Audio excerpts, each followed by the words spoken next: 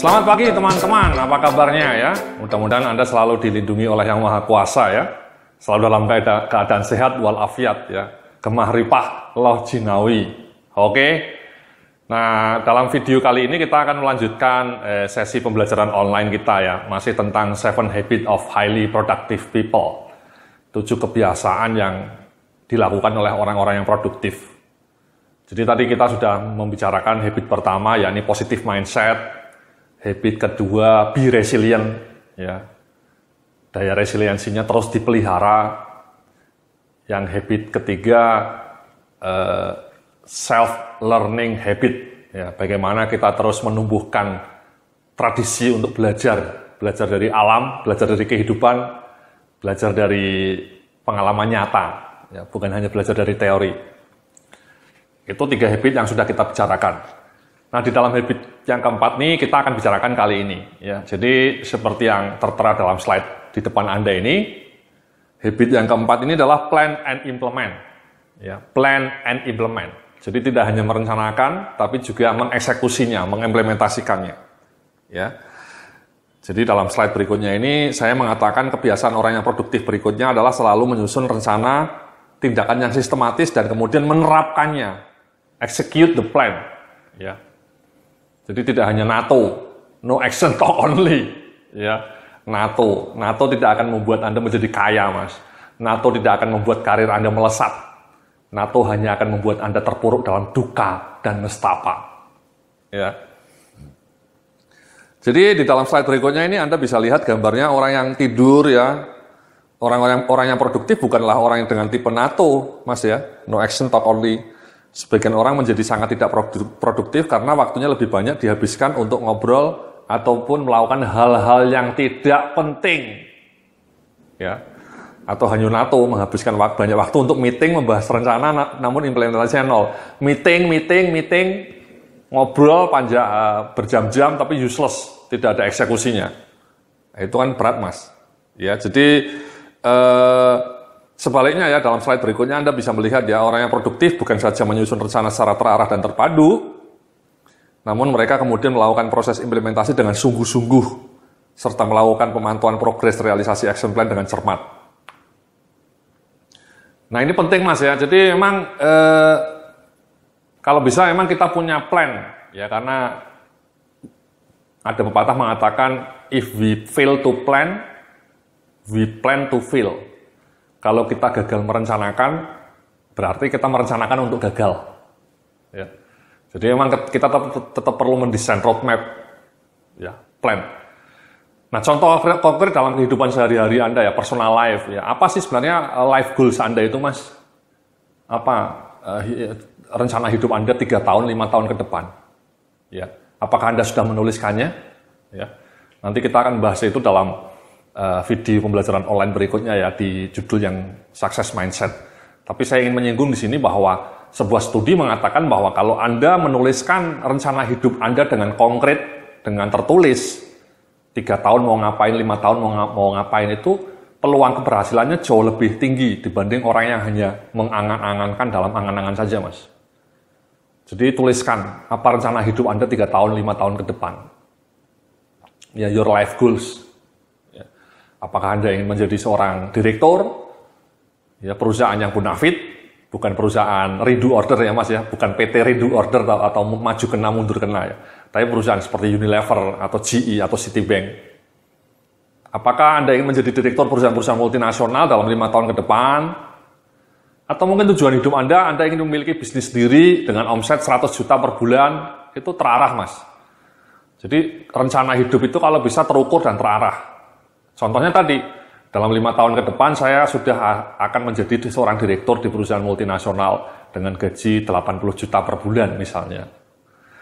Atau contoh kedua, 3 tahun dari sekarang saya sudah punya toko online jualan sepatu wanita dengan omset 200 juta per bulan. Itu konkret, Mas. Atau contoh ketiga, 3 tahun dari sekarang saya sudah punya blog mengenai manajemen dengan pengunjung 5.000 per hari. Itu konkret, Mas.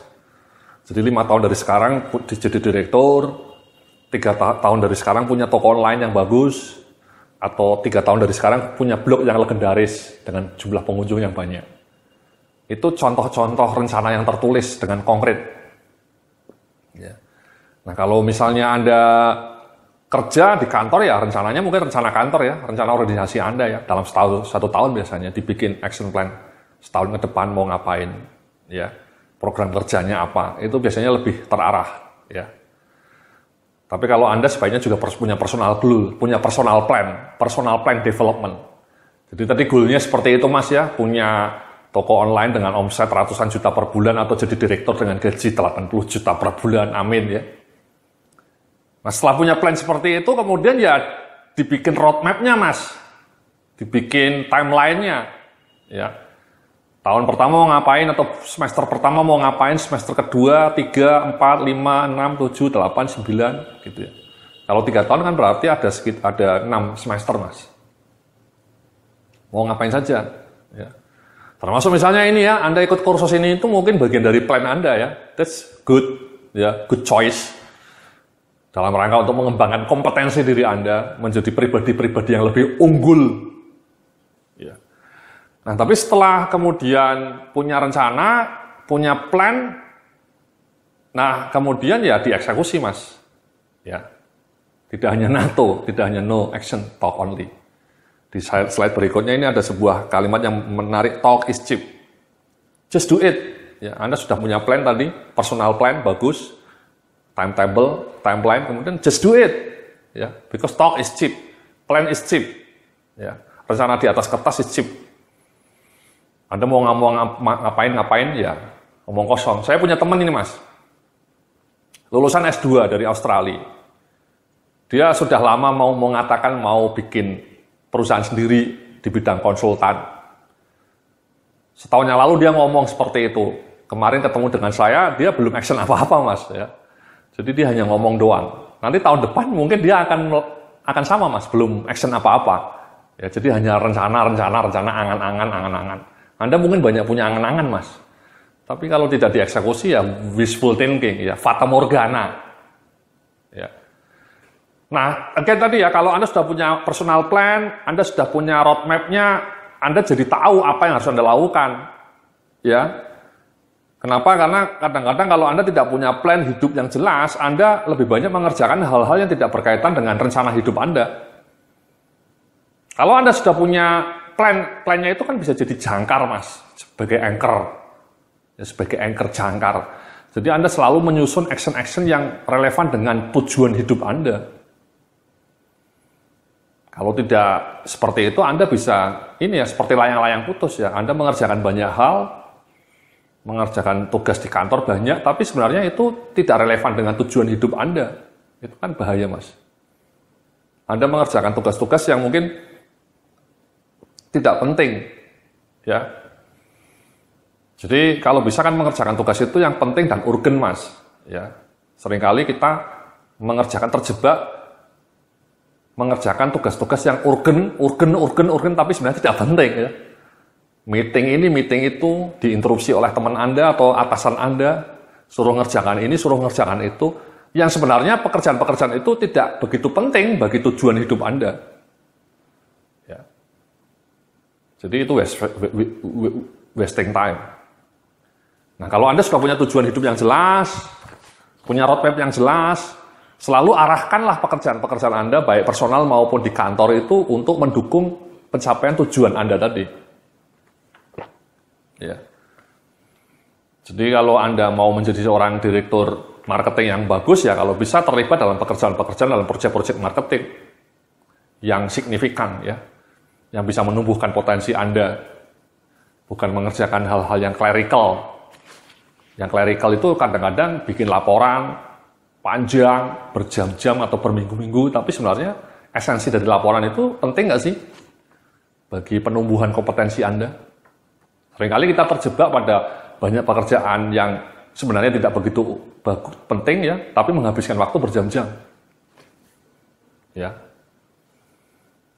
Jadi kalau bisa ada IT, teknologi ya diotomatisasikan Mas, supaya kita lebih efisien, tidak membuat laporan berjam-jam karena IT-nya tidak bagus. Ya, kalau bisa diselesaikan dengan IT, ya selesaikan dengan IT. Kita mikir-mikir sesuatu yang tidak bisa dipikirkan oleh komputer, Mas. Jadi kita creative thinking. Pekerjaan yang clerical, yang bisa diselesaikan dengan komputer, ya selesaikan dengan komputer. Otomatisasi namanya itu. Jadi itu Mas ya, plan and implement. Jadi setelah kita punya plan, ya kita harus mengeksekusinya. Ya. Nah, di dalam slide berikut ini ada sebuah tips yang powerful nih Mas, to get things done. Ya. Jadi yang pertama, Anda bisa lihat ya, kerjakan tugas sulit atau high value added dalam 4 jam pertama di pagi hari.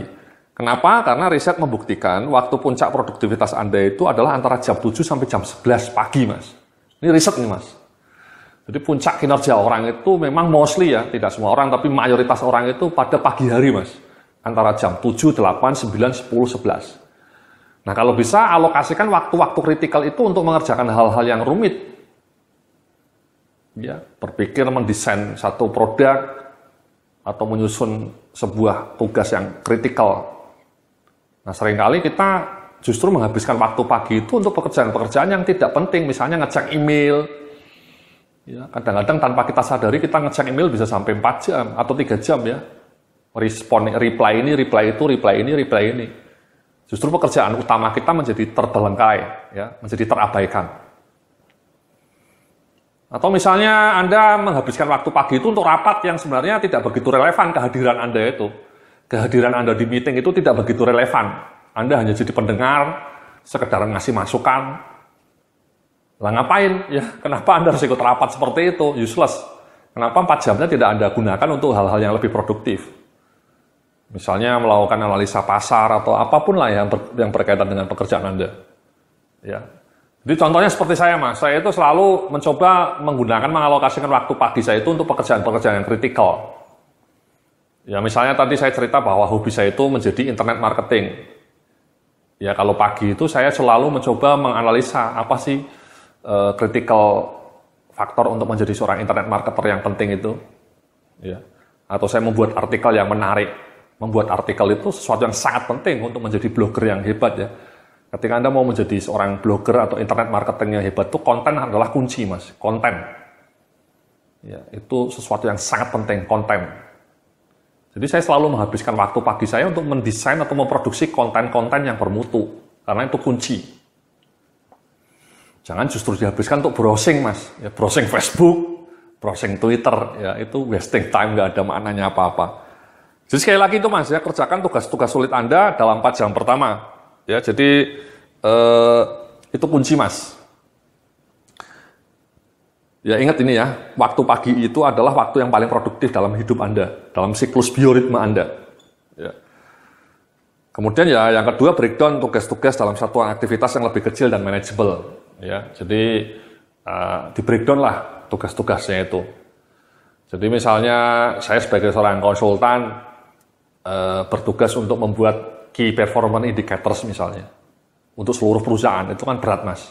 Ya, berbagai departemen, misalnya ada 8 departemen, marketing, produksi, keuangan, HR, saya bikin KPI-nya itu untuk semua departemen. Nah itu kan harus saya breakdown, Mas. Mungkin departemen produksi dulu, dan departemen produksi pun saya mulai dari level direktur dulu. Direkturnya semua selesai, baru level manajernya. Manajernya selesai, baru level staffnya. Jadi di breakdown seperti itu.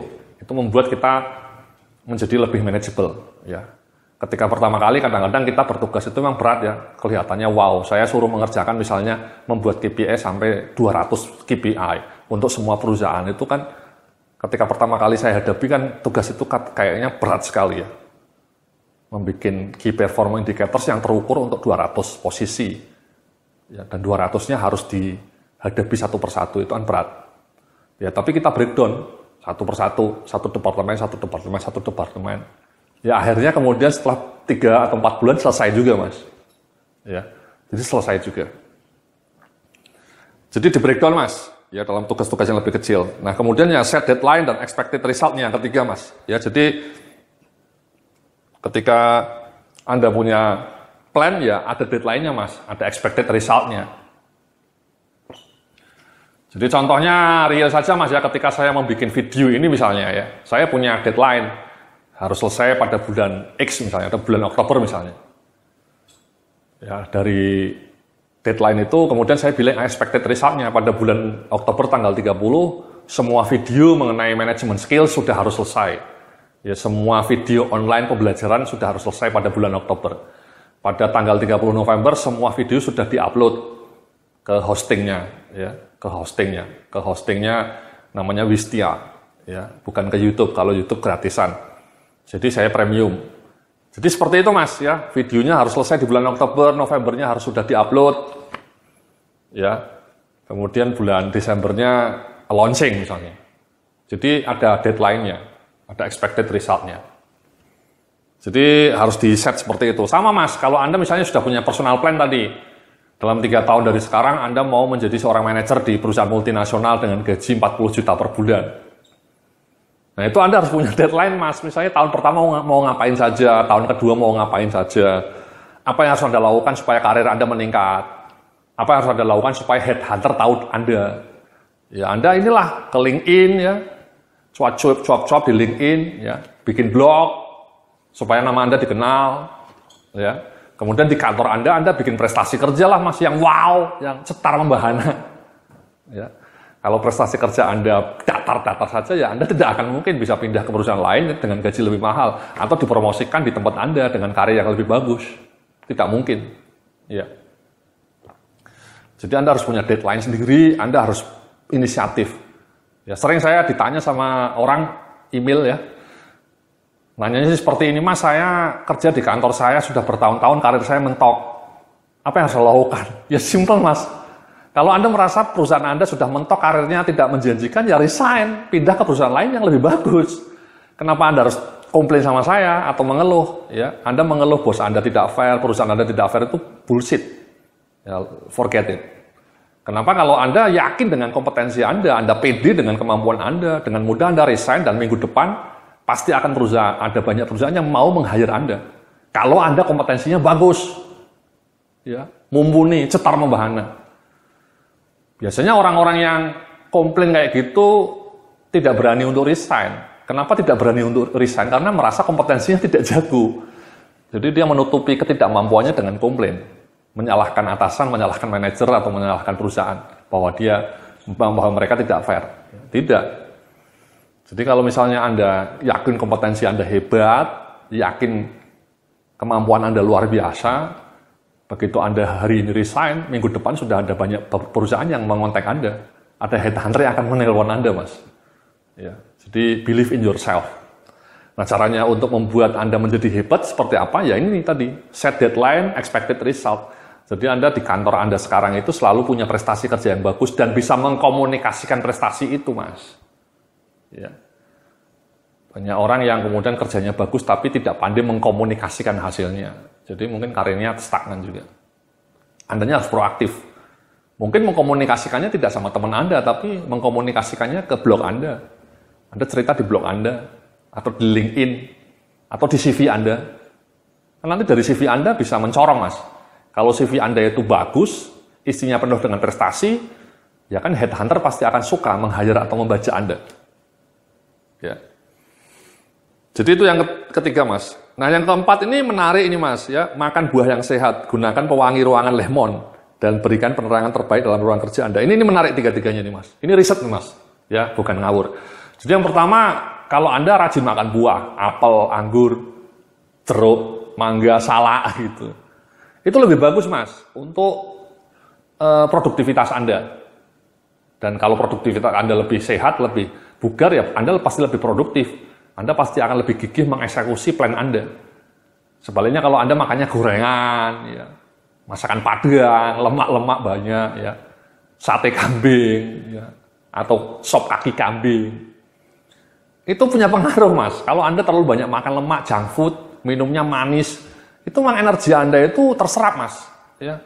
Itu penelitian membuktikan bahwa kalau Anda makannya tidak sehat, makannya junk food, Kentucky Fried Chicken, minumnya Coca-Cola, ya chicken snack atau gorengan, itu membuat tubuh Anda secara fisik memang menjadi lemah, ya, menjadi loyo. Ya, kalau Anda merasa selama ini mudah loyo karena makanan Anda mungkin jelek, buruk, junk food. Kalau bisa Anda meeting itu, kalau meeting, Mas, jangan pakai gorengan, jangan pakai roti lagi. Saya selalu bilang sama klien saya, Pak, mohon maaf kalau meeting itu kalau bisa ya suguhannya itu jangan gorengan, jangan manis-manis, jangan kue, tapi brokoli misalnya, atau ketela, ya, jeruk, anggur, itu lebih bagus Mas. Minumnya air putih saja cukup, nggak usah teh manis. Karena minuman yang paling sehat itu ya air mineral, ya, atau kangen water, ya, kangen water, ya. Jadi itu Mas, ini jangan sepelekan ya. Kalau Anda makannya sehat, Anda akan lebih bugar dan lebih produktif. Itu kunci itu. Yang kedua ini menarik juga, ada sebuah riset mengatakan bahwa kalau ruangan itu pewanginya lemon, itu orang menjadi lebih produktif Mas. Ya ini survei juga ini Mas. Ini sesuatu yang based on research. Jadi kalau ruangannya pewanginya lemon itu orang menjadi lebih ceria, lebih cepat kerjanya, tidak mudah melakukan kesalahan atau error.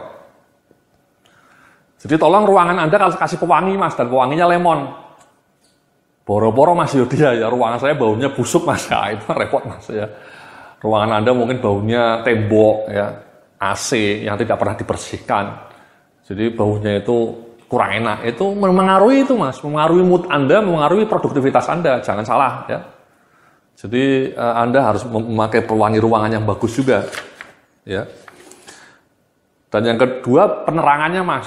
Ya kalau bisa lampunya neon kayak mall itu loh Mas. Mall itu kan keren, pagi, siang, sore seperti terang benderang terus. Itu punya pengaruh Mas. Kenapa mall-mall warnanya terang? Itu karena punya pengaruh yang signifikan terhadap kemauan orang untuk belanja. Kalau Anda masuk toko Bretok atau toko jam, itu kan lampunya ratusan itu. Itu membuat Anda lebih tertarik untuk membeli Mas. Dibanding kalau lampunya redup. Ya. Kecuali Anda mau beli Viagra misalnya. Kalau mau beli pil Viagra mungkin lampunya redup, cocok Mas ya. Tapi kalau Anda mau beli baju, beli arloji itu lampunya terang. Dan sama Mas, kalau Anda kerja di kantor, lampunya terang benderang itu lebih bagus bagi kinerja Anda. Sebabnya kalau lampunya redup, lampu neonnya itu sudah mau mati, itu membuat pikiran Anda ngeres. Membuat Anda banyak melakukan kesalahan karena lampunya tidak terang, dan itu punya pengaruh terhadap bioritme Anda. Ya, jadi besok tolong bilang sama GE-nya, ruangan wanginya diganti pakai lemon dan lampunya terang. Kan sekarang Philips murah Mas, lampu Philips itu. Ya. Nah yang terakhir ini sama ini Mas, sekali lagi ini again and again saya selalu bilang, jangan pernah lupa menggerakkan tubuh Anda. Ya, menggerakkan tubuh. Maksud saya jangan terlalu banyak duduk Mas. Kalau Anda kerja di kantor dari jam 9 pagi sampai jam 4 sore duduk terus di depan komputer itu dangerous Mas. Penelitian membuktikan kalau Anda terlalu banyak duduk, Anda itu akan cepat meninggal dunia Mas. Itu luar biasa mengejutkan. Ya, jadi kalau Anda googling saja, the danger of sitting. Ya, bahayanya duduk terlalu lama itu sangat menakutkan. Supir taksi itu punya banyak penyakit karena terlalu lama duduk. Supir bis misalnya. Sama kalau Anda duduk di depan laptop, di depan komputer, di kantor Anda, ya berjam-jam, tidak pernah menggerakkan, itu bahaya. Sudah gitu makannya junk food. Ya sudah, mudah lemes, mudah kena flu. Mudah kena flu. Itu kalau Anda sering kena flu, demam, itu petunjuk bahwa Anda tidak sehat hidupnya. Makanya sembarangan dan jarang bergerak. Makanya kalau bisa ya setiap 1 jam Anda berdirilah. Ya, seperti saya ini ya berdiri ya. Saya sering kalau di kantor juga setiap 1 jam saya selalu berdiri. Berdiri kemudian jalan kaki keliling kantor selama 10 menit lah, 5 menit. Itu penting itu Mas untuk break. Ya. Jadi jangan duduk berjam-jam, lupa berdiri. Itu Anda mudah sakit punggung dan in the long run itu juga tidak bagus. Ya pernah di-scan ini Mas ya. Pernah di-scan. Otak orang yang jarang bergerak, yang terlalu banyak duduk itu otaknya emang tidak mekar Mas, sel-sel otaknya itu layu. Sebaliknya kalau Anda sering bergerak, ya berdiri, kalau bisa punya meja yang berdiri Mas ya, ngetik sambil berdiri itu di Amerika sudah banyak Mas, di luar negeri. Jadi Anda ngetik sambil berdiri, ya, itu membuat Anda lebih sehat, ya. Jadi jangan lupa bergerak Mas. Jadi itu Mas ya, tips-tips untuk powerful, untuk get things done, ya. Fokus pada pagi hari, ya, breakdown tugasnya, set deadline dan expected result, makan buah, ya, dan jangan lupa bergerak. Itu habit yang keempat Mas ya, plan and implement supaya Anda tidak menjadi NATO, ya, tidak no action talk only. Nah tugasnya ini Mas ya, tugas yang keempat ini, coba Anda tulislah personal project Anda atau personal goal tadi, ya. Langsung saja Anda tulis apa sih goal Anda 3 tahun ke depan. Contohnya tadi saya sudah tuliskan, 3 tahun lagi saya ingin menjadi manajer di sebuah perusahaan multinasional dengan gaji 30 juta per bulan misalnya. Atau menjadi seorang pengusaha online, ya, whatever. Anda tulis. Dan kemudian Anda bikin timeline-nya. Ya mau ngapain saja. Ya. Jadi ketika saya punya personal project, misalnya saya ingin membangun blog yang legendaris. Kan saya punya blog sekali lagi ya, strategi manajemen, pengunjungnya sudah ribuan. Saya dulu punya angan-angan seperti itu, kemudian saya wujudkan, saya bikin timeline lah.